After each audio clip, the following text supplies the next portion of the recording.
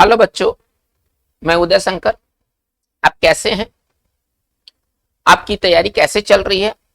हम उम्मीद करते हैं कि आप अच्छे होंगे, स्वस्थ होंगे और आपकी तैयारी भी शानदार तरीके से चल रही होगी। बच्चों, आज के इस इंपॉर्टेंट वीडियो सेशन में हम लोग जनरल साइंस के एमसीक्यूज को लेकर के बात करेंगे। आज के इस वीडियो सेशन में जो एमसीक्यूज होने वाले हैं, ये प्रीवियस एग्जाम्स में पूछे जा चुके हैं और एक बार नहीं, कई बार पूछे जा चुके हैं। बच्चों, ये एमसीक्यूज आपको स्वयं से करना है। आप पहले वीडियो को पॉज कर ले, आप इसे स्वयं से बनाने की कोशिश करें, फिर जाकर के आप अपने आंसर को वीडियो सेशन में बताए गए आंसर से एक बार मैच कर ले। बच्चों, ये काफी इंपॉर्टेंट सेशन होने वाला है। आप वीडियो में शुरू से अंत तक बने रहें। ये वीडियो काफी मेहनत से तैयार किया गया है। अगर ये वीडियो पसंद आए तो आप इसे जरूर अपने ग्रुप में शेयर कर दें। अगर आप इस चैनल पर नए हैं और आपने इस चैनल को सब्सक्राइब नहीं किया है तो आप इसे सब्सक्राइब कर दें। तो चलिए बच्चों, हम लोग अपने इस वीडियो सेशन की शुरुआत करते हैं अपने क्वेश्चन नंबर 1 से। करे क्या कि निम्न रंगों में विषम रंगों को पहचानिए। आपको विषम रंग को पहचानना है कि इनमें से कौन सा रंग विषम रंग है। आपको ऑड कलर का चुनाव करना है। ठीक है, हरा है, भूरा है, पीला है और लाल है। 4 कलर आपको दिए गए हैं। इसमें आपको ऑड कलर का चुनाव करना है। पहले आप इस क्वेश्चन को पहले स्वयं से बनाएं, फिर आप वीडियो में बताए गए आंसर से आप अपने आंसर का मिलान कर ले। बच्चों, इसका जो राइट आंसर होना चाहिए वो बी होना चाहिए, ऑप्शन बी, मतलब भूरा। भूरा कलर क्यों ये विषम है बाकी कलर से? इसका कारण यह है कि जो हरा, पीला और जो लाल है, आप जानते हैं कि सूर्य के प्रकाश में 7 कलर्स होते हैं। उसमें आपको हरा मिलेगा, उसमें आपको पीला मिलेगा, उसमें आपको लाल मिलेगा, लेकिन आपको भूरा नहीं मिलेगा। यानी कि भूरा जो है वो सूर्य के प्रकाश में उपस्थित नहीं होता है। तो 7 रंगों में भूरा नहीं आता है। इसका मतलब है कि हमारा जो भूरा है ना, वो ऑड कलर होगा बाकी कलर्स के ग्रुप में। इसका मतलब है कि हमारा 1 का राइट आंसर हमारा बी होना चाहिए। चलिए हम लोग क्वेश्चन नंबर 2 की ओर मूव करते हैं। करे क्या, मौसम विज्ञान संबंधी प्रेषण के लिए निम्न में से किसको गुब्बारे में भरने हेतु उपयोग में लाया जाता है? एक बार सवाल को फिर से सुना जाए। करे क्या, मौसम विज्ञान संबंधी प्रेषण के लिए निम्न में से किसको गुब्बारे में भरने हेतु उपयोग में लाया जाता है? मतलब कौन सा गैस गुब्बारा में भरा जाता है? ऑप्शन ए दिया है ऑक्सीजन, ऑप्शन बी में है कार्बन डाइऑक्साइड, ऑप्शन सी में है मीथेन और ऑप्शन डी में है हीलियम। बच्चों, ये सभी के सभी क्वेश्चन जो है वो प्रीवियस एग्जाम्स में और मोर देन 1 टाइम्स पूछे जा चुके हैं। आप इन प्रश्नों को थोड़ा गंभीरता से ले, स्वयं से बनाने की कोशिश करें। बच्चों, इसका जो राइट आंसर होना चाहिए वो डी होना चाहिए, हीलियम। हीलियम गैस हल्की होने के कारण इसको गुब्बारे में भरा जाता है। जब आप गुब्बारे में जब हीलियम गैस को भरते हैं तो ये काफी ऊपर तक के गुब्बारे को लेकर जाता है। यही कारण है कि मौसम विज्ञान संबंधी यदि हमें कोई अगर इंफॉर्मेशन प्राप्त करना होता है तो गुब्बारों में हीलियम गैस भरा जाता है। इसका मतलब है कि हमारा 2 का जो राइट आंसर होना चाहिए वो डी होना चाहिए। आते हैं नेक्स्ट क्वेश्चन की तरफ। लिथोट्रिप्सी क्या है? बहुत इंपॉर्टेंट प्रश्न है, लिथोट्रिप्सी क्या है? चलिए, ऑप्शन ए करें कि पत्थरों पर लिखने की कला लिथोट्रिप्सी है। ऑप्शन बी में करें कि गुर्दे की पथरी, मतलब आप जिसको किडनी स्टोन कहते हैं, किरणों द्वारा तोड़ना लिथोट्रिप्सी है।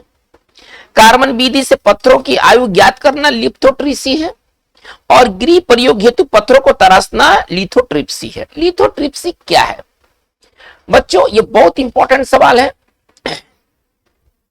बच्चों, इसका जो राइट आंसर होना चाहिए वो बी होना चाहिए। लिथोट्रिप्सी एक तरीका है, एक टेक्निक है जिसमें कि बीम द्वारा, किरणों द्वारा है ना, किडनी के स्टोन को ना ब्रेक किया जाता है, तोड़ा जाता है।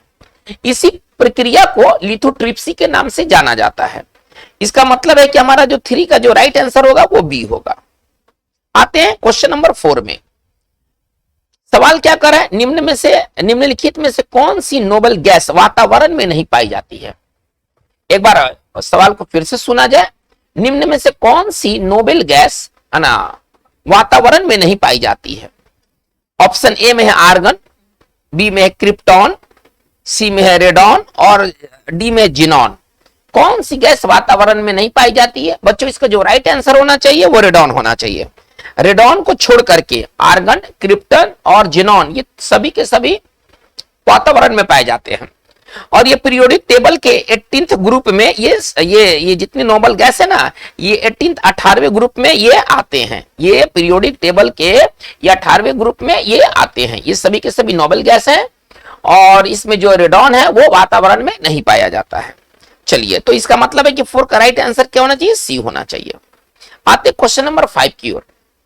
कौन से पौधे में नाइट्रोजन स्थायीकरण की क्षमता, एक बार फिर से सवाल को सुना जाए। कौन से पौधों में नाइट्रोजन स्थायीकरण, जिसको हम कहते हैं नाइट्रोजन फिक्सिंग की क्षमता होती है? यानी कि इनमें से आपको चुनाव करना है कि कौन सा प्लांट नाइट्रोजन का मिट्टी में स्थायीकरण करता है। ठीक है, चलिए। चावल एवं गेहूं का फसल, मक्का एवं गन्ना का फसल, चना एवं अन्य दलहन का फसल और जूट और चावल का फसल। इसमें से कौन सा जो प्लांट होते हैं वो नाइट्रोजन फिक्सीकरण का, स्थायीकरण का काम करते हैं? बच्चों इसका जो राइट आंसर होना चाहिए वो चना एवं अन्य दलहन, जो दलहन के प्लांट होते हैं और जो चना का प्लांट होते हैं, ये नाइट्रोजन, ये वायुमंडल से नाइट्रोजन को लेकर के और नाइट्रेट के रूप में, है ना, नाइट्रोजन का नाइट्रेट के रूप में फिक्सिंग को ही नाइट्रोजन फिक्सिंग कहा जाता है। जो पेड़ होते हैं वो नाइट्रोजन को नाइट्रेट के रूप में बदल करके और इसे जमीन के अंदर इसको फिक्स करते हैं। तो बच्चों इसका जो राइट आंसर होना चाहिए 5 का राइट आंसर सी होना चाहिए। आते नंबर 6 में। करें निम्न में से कौन सा लक्षण हृदय घात से संबंधित नहीं है? आपको 4 इसमें सिम्टम्स दिया गया है। एक सिम्टम्स, एक लक्षण का संबंध हार्ट अटैक से नहीं है। चलिए, ऑप्शन क्या क्या है आपके सामने? सीने में दर्द होना, पसीना एवं जी का मचलना, जी मचलना मतलब लगता है कि जी मचल रहा है, बाह में दर्द एवं झंझनाहट होना और टांगों में दर्द होना। इसमें से हमें ये चुनाव करना है कि कौन सा लक्षण का संबंध हार्ट अटैक से नहीं है। बच्चों इसका जो राइट आंसर होना चाहिए वो डी होना चाहिए। ठीक है ना। चलिए, जब हार्ट अटैक होते हैं तो सीना में भयंकर दर्द होता है। पहले तो आप ये समझ ले, भयंकर दर्द होता है सीना में। अच्छा, पसीना में तो ठंड के दिनों में भी ना बहुत जबरदस्त पसीना निकलने लगेगा। अगर गर्मी की तो बातें छोड़ दीजिए, ठंड में भी अगर हार्ट अटैक होते हैं ना तो पूरा का पूरा बॉडी एकदम पसीना से भर जाएगा। बाह में दर्द और झंझनाहट ये भी होगा, लेकिन टांग में दर्द नहीं होगा। टांग में दर्द का संबंध हार्ट अटैक से नहीं है। यानी कि राइट आंसर 6 का राइट आंसर जो होगा वो डी होगा। आइएगा नंबर 7 में। पपीता में मुख्यतः कौन सा विटामिन पाया जाता है? ठीक है, which vitamin is normally found in papaya? चलिए, vitamin A, vitamin B, vitamin C और विटामिन के। हमें यह चुनाव करना है कि पपीता में कौन सा विटामिन पाया जाता है। तो बच्चों इसका राइट आंसर होना चाहिए विटामिन ए। ठीक है ना, इसका राइट आंसर होना चाहिए विटामिन ए। विटामिन ए से ये भरपूर होता है। ठीक है ना, जो पपीता होता है वो विटामिन ए से भरपूर होता है। चलिए, हम लोग नेक्स्ट क्वेश्चन की ओर मूव करते हैं। सवाल क्या कर रहा है? ओजोन की परत मुख्यतः किस रसायन से नष्ट हो रही है? ओजोन की परत का नष्ट होना, है ना, डिप्लीशन ऑफ ओजोन एक सीरियस कंसर्न हो चुका है। ये ग्लोबल कंसर्न बन चुका है, एक वैश्विक चिंता बन चुकी है। ओजोन में एक बहुत बड़ा छिद्र हो गया है। तो सवाल ये किस रसायन के कारण ऐसा हो रहा है? ऑप्शन दिया है सीएफसी, मीथेन गैस, एलपीजी और नाइट्रोजन गैस। बच्चों इसके लिए जो जिम्मेदार गैस है ना वो सीएफसी है। ओजोन के क्षय के लिए जो जिम्मेदार गैस है ना वो सीएफसी है, क्लोरोफ्लोरोकार्बन, जिसका पूरा नाम है क्लोरोफ्लोरोकार्बन। और इसके वजह से जो क्या हो रहा है, ओजोन में डिप्लीशन आ रहा है, ओजोन में क्षय हो रहे हैं, ओजोन की परत नष्ट हो रही है। यानी कि बच्चों इसका राइट आंसर क्या होना चाहिए? 8 का राइट आंसर ए होना चाहिए। आते हैं नंबर 9 में। सवाल क्या कर रहा है कि पानी के 4 डिग्री सेल्सियस पर शरीर तैरता है। यदि वाटर को अगर 4 डिग्री सेल्सियस पर रखा जाए या वाटर का तापमान यदि 4 डिग्री सेल्सियस है तो शरीर तैरता है। यदि तापमान 100 डिग्री सेल्सियस हो जाए तो क्या होगा? ठीक है, चलिए, शरीर डूब जाएगा, कोई परिवर्तन नहीं होगा, कुछ अधिक भाग पानी में डूबेगा, अधिक आसानी से तैरेगा। क्या होगा शरीर के साथ, क्या होगा? बच्चों ये बहुत इंपॉर्टेंट प्रश्न है, बहुत इंपॉर्टेंट ये क्वेश्चन है। और इस क्वेश्चन में कई तरह के प्रश्न अपने आप में इन्वॉल्व है, शामिल है। बच्चों इसका जो राइट आंसर होगा ना वो शरीर डूब जाएगा। होता क्या है कि जो ही वाटर का टेम्परेचर बढ़ेगा तो इसका डेंसिटी कम होगा, घनत्व कम होगा। अब शरीर का घनत्व से पानी का घनत्व कम हो जाएगा, जिसके कारण जो है ना शरीर डूब जाएगा। जब वाटर का जब डेंसिटी जब बॉडी के डेंसिटी से कम हो जाएगा तो जाकर के बॉडी जो है ना वो नीचे सिंक कर जाएगा, ड्रॉन कर जाएगा, यानी कि हमारा शरीर डूब जाएगा। हमारा राइट आंसर क्या होना चाहिए? 9 का राइट आंसर ये होना चाहिए, क्योंकि टेम्परेचर इंक्रीज करने से वाटर का डेंसिटी में कमी आएगी। चलिए हम लोग आगे मूव करते हैं नंबर 10 में। करें कि गेहूं की खेती के लिए कौन सा उर्वरक का उपयोग करेंगे? आप अगर गेहूं की खेती करते हैं उनमें से किस उर्वरक का उपयोग करेंगे? नाइट्रोजन, पोटासियम, तांबा और लोहा। 4 ऑप्शन आपके समक्ष है। नाइट्रोजन का प्रयोग करेंगे, आप पोटासियम का प्रयोग करेंगे, आप तांबा का प्रयोग करेंगे और आप लोहा का प्रयोग करेंगे। बच्चों इसका जो राइट आंसर होना चाहिए वो नाइट्रोजन होना चाहिए। 10 का राइट आंसर नाइट्रोजन होना चाहिए। और इसका सबसे बढ़िया जो स्रोत है नाइट्रोजन का, अगर सबसे बढ़िया जो स्रोत है वो है यूरिया, और वह है सबसे बढ़िया जो स्रोत है नाइट्रोजन हमें कहां से मिलेगा? तो यूरिया से, जो उसका बेस्ट सोर्स है। तो बच्चों इसका 10 का राइट आंसर हमारा ए बनेगा। आते हैं नंबर 11 में। करें कि रसोई गैस किनका मिश्रण है? चलिए ये सवाल बहुत बार पूछा गया है, छोटे एग्जाम से लेकर बड़े एग्जाम्स तक में, सभी प्रकार के एग्जाम्स में सवाल आया है। करें कि रसोई गैस किसका मिश्रण है? कार्बन मोनोऑक्साइड और कार्बन डाइऑक्साइड का मिश्रण है, ऑप्शन ए। ब्यूटेन और प्रोपेन का मिश्रण है, ऑप्शन बी। मीथेन और एथिलीन का ऑप्शन मिश्रण है, ऑप्शन सी। और कार्बन डाइऑक्साइड और ऑक्सीजन का मिश्रण है, ऑप्शन डी। बच्चों ये काफी और काफी इंपॉर्टेंट प्रश्न है। इसका जो राइट आंसर होना चाहिए वो होना चाहिए ब्यूटेन और प्रोपेन, ठीक है ना। यही ब्यूटेन और प्रोपेन जो होता है ना वो एलपीजी गैस के रूप में होता है। तो ये जो रसोई गैस किनका मिश्रण है? तो ये ब्यूटेन और प्रोपेन का मिश्रण है, यानी 11 का राइट आंसर हमारा बी होना चाहिए। आते हैं हम लोग 12 में। करके प्लाज्मा में रक्त का प्रतिशत होता है, प्लाज्मा में कितना रक्त पाया जाता है? तो बच्चों इसका जो राइट आंसर होना चाहिए वो होना चाहिए डी होना चाहिए। हालांकि ऑप्शन ए दिया 60%, बी दिया है 70%, सी दिया 80% और डी दिया 90%। इसका जो राइट आंसर होना चाहिए वो 90% होना चाहिए। 12 का राइट आंसर हमारा डी होगा।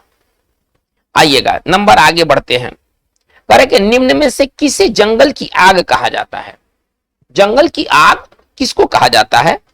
बोहिनिए वेरीगेटा, जेकेरांडा मेमोसाफोलिया, ब्यूटिया मोनोएस्पर्मा और टेक्टोना ग्रांडिस।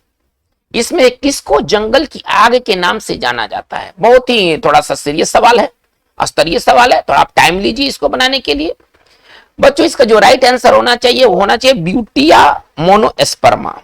ब्यूटिया मोनोएस्पर्मा ढाक का, देखिए ढाक है ना, वो ढाक का फूल, ढाक का फूल का जो बॉटेनिकल नेम है ना वो है आपका ब्यूटिया मोनोएस्पर्मा। ढाक के फूल जो होते हैं ना ये लाल पीले कलर के होते हैं। जब ये बड़े पैमाने पर खिलते हैं ना तो चारों तरफ केवल लाल ही लाल नजर आते हैं, तो ऐसा लगता है ना कि जंगल में जैसे आग लग गया हो। ये लाल फूल होते हैं और ये जब एक समूह में खिलते हैं ना तो ऐसा प्रतीत होता है कि जंगल में आग लगा हुआ हो।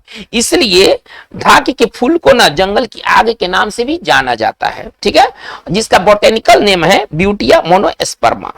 चलिए यानी कि हमारा 13 का राइट आंसर जो होगा वो सी होगा। आते हैं नेक्स्ट क्वेश्चन की तरफ। करे क्या? अणुशक्ति एटॉमिक एनर्जी से संबंधित से नहीं संबंधित खनिज को पहचानना है। वो खनिज को पहचानना है जिसका इस्तेमाल हम एटॉमिक एनर्जी में नहीं करते हैं। एटॉमिक एनर्जी बनाने में जिसका प्रयोग नहीं होता है आपको वो पहचान करना है। चलिए मोनाजाइट, थोरियम, बेरिलियम और क्रोमियम, किसका प्रयोग जो होता है एटॉमिक एनर्जी में नहीं होता है? मोनोजाइट, थोरियम, बेरिलियम और क्रोमियम। बच्चों इसका जो राइट आंसर होना चाहिए वो क्रोमियम होना चाहिए।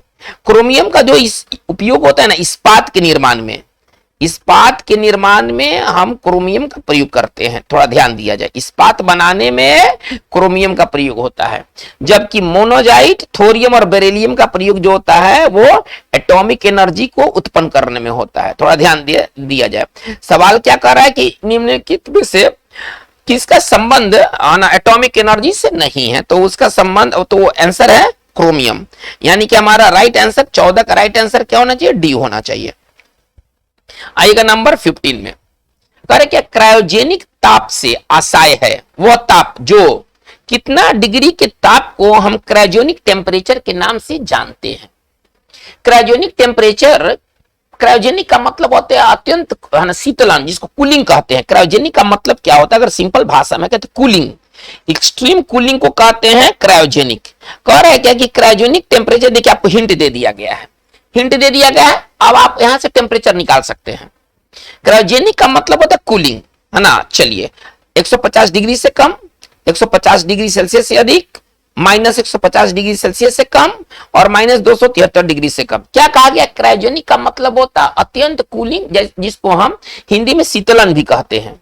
जाहिर सी मतलब है कि इसका टेम्परेचर निम्न में जाना चाहिए, माइनस में जाना चाहिए। माइनस में अगर हम देखते हैं तो दो हमारे पास ऑप्शन है, माइनस 150 डिग्री सेल्सियस से कम और एक है माइनस 273 डिग्री सेल्सियस से कम। इसका बच्चों जो राइट आंसर होना चाहिए वो सी होना चाहिए। माइनस 150 डिग्री सेल्सियस से कम के टेम्परेचर को क्रायोजेनिक टेम्परेचर कहते हैं। अगर इसका फ़ारेनहाइट में अगर इसको अगर देखा जाए तो माइनस 238 डिग्री सेल्सियस को हम क्रायोजेनिक टेम्परेचर के नाम से जानेंगे। माइनस 238 डिग्री सेल्सियस से कम, ठीक है ना, हमें ये देखना है। तो बच्चों इसका राइट आंसर क्या होना चाहिए, 15 का राइट आंसर सी होना चाहिए। आइएगा नंबर 16 में, करे कि लगभग 20 डिग्री सेल्सियस के तापक्रम पर किस माध्यम में ध्वनि की गति अधिकतम रहेगी। यदि 20 डिग्री सेल्सियस दिया जाए तो ध्वनि की गति अधिकतम किस माध्यम में होगी, हवा में, ग्रेनाइट में, पानी में और लोहा में। एक बार सवाल को फिर से समझा जाए, लगभग 20 डिग्री सेल्सियस के तापक्रम पर किस माध्यम में ध्वनि की गति अधिकतम होगी। सबसे ज्यादा जो ध्वनि की गति होगी वो किस में होगी, तो बच्चों इसका जो राइट आंसर होना चाहिए लोहा, ठीक है ना। ठोस में ध्वनि की गति अधिकतम होती है, पहला तो चीज ये समझिए। और जब तापमान बढ़ाया जाता है, जब तापमान बढ़ता है तो गति और तेज हो जाती है, गति और तेज हो जाती है। तो इसका जो राइट आंसर होना चाहिए 16 का राइट आंसर डी होना चाहिए।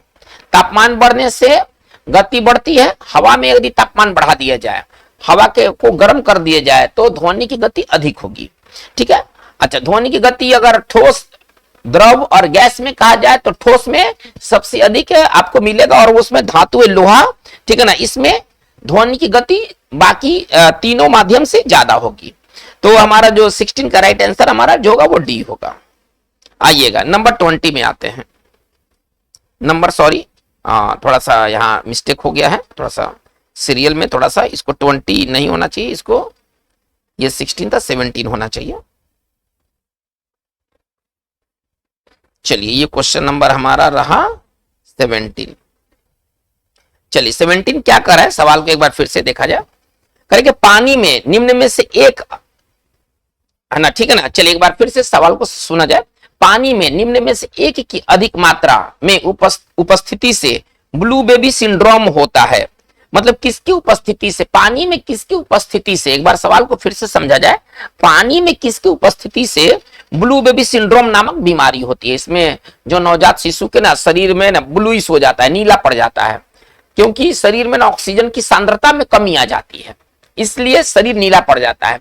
तो पानी में क्या अधिक होने से ऐसा होता है, फॉस्फेट, सल्फेट, कार्बोनेट्स और नाइट्रेट्स। बच्चों इसका जो राइट आंसर होना चाहिए नाइट्रेट होना चाहिए। पानी में अधिक नाइट्रेट्स होने की वजह से ब्लू बेबी सिंड्रोम होता है, ठीक है। यानी कि हमारा 17 का राइट आंसर डी होगा। चलिए आते हैं हम लोग 18 की तरफ, आते हैं हम लोग 18 की तरफ। चलिए हमारा 18वां सवाल क्या है भाई, थोड़ा सा एक बार देखा जाए। फिरोमन्स पाए जाते हैं, फिरोमन्स किस में पाए जाते हैं। चलिए ऑप्शन ए है कीटों में, बी है सांपों में, सी है पक्षियों में और डी है चमगादड़ में। फिरोमन्स किस में पाए जाते हैं, तो बच्चों इसका जो राइट आंसर होना चाहिए वो कीटों में, ठीक है ना। फिरोमन्स कीटों में पाया जाता है। फिरोमन्स क्या होता है, एक रसायन होता है। फिरोमन्स क्या होता है, एक रसायन होता है जो कीट अपने शरीर से बाहर निकालते हैं और अपने अपोजिट सेक्स को, ना जो विषम लिंगी है ना, उसको अट्रैक्ट करने के लिए ऐसा करते हैं। जो कीट होते हैं अपने अपोजिट सेक्स को अट्रैक्ट करने के लिए अपने शरीर से फेरोमोन्स का सिक्रेशन करते हैं, स्राव करते हैं। फेरोमोन्स क्या, एक रसायन है जो कीटों के बॉडी से निकलता है। ये कीट अपने बॉडी से फेरोमोन्स का स्राव करके अपने अपोजिट इंसेक्ट को अट्रैक्ट करते हैं। तो इसका मतलब है कि 18 का राइट आंसर हमारा ए होना चाहिए। आइएगा नंबर 19 में, ठीक है ना। ये थोड़ा सा नंबरिंग रॉन्ग हो गया, इसको करेक्ट कर लिया जाए। चलिए ये 19 है आपका। चलिए एक बार सवाल को फिर से देखा जाए। करें कि जब रक्त में ऑक्सीजन की सांद्रता में कमी आती है, मतलब जब रक्त में ऑक्सीजन की कमी हो जाता है तो श्वास की गति में क्या फर्क पड़ता है?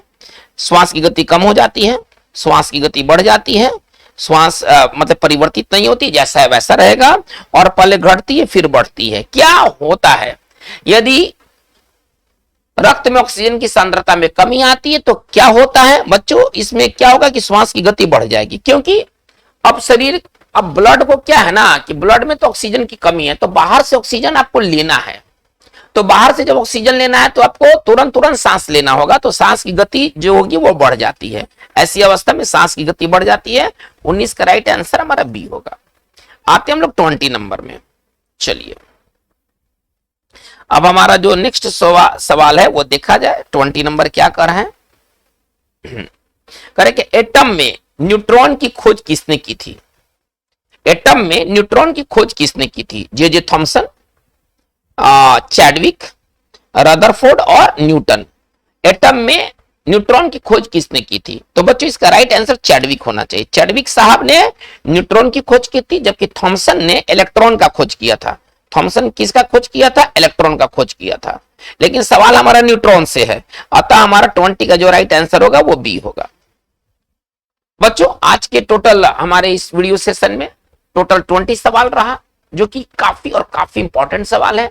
लेकिन बच्चों ये जो प्रैक्टिस सेशन हम लोगों ने शुरू किया है जनरल साइंस से रिलेटेड, ये आगे चलता रहेगा। ये आज हमारा ये फर्स्ट वीडियो था। बच्चों एक बार फिर से आपसे रिक्वेस्ट है कि अगर ये वीडियो पसंद आया हो तो आप अपने ग्रुप में जरूर शेयर करें। अगर आपने इस चैनल को अभी तक सब्सक्राइब नहीं किया हो, जो कि आपके चैनल पर ये वीडियो आया है, अगर आपने उसको सब्सक्राइब नहीं किया हो तो आप उसे काइंडली सब्सक्राइब कर ले। आज की बात बस इतना ही। Thank you very much.